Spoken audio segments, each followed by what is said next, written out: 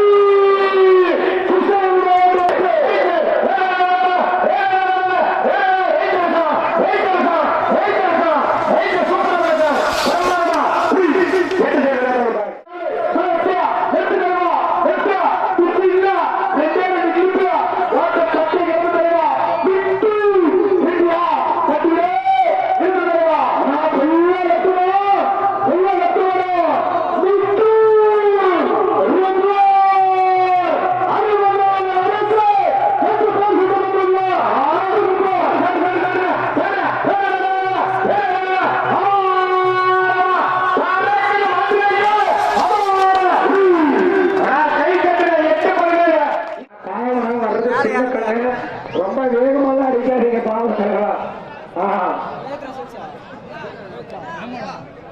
அண்ணா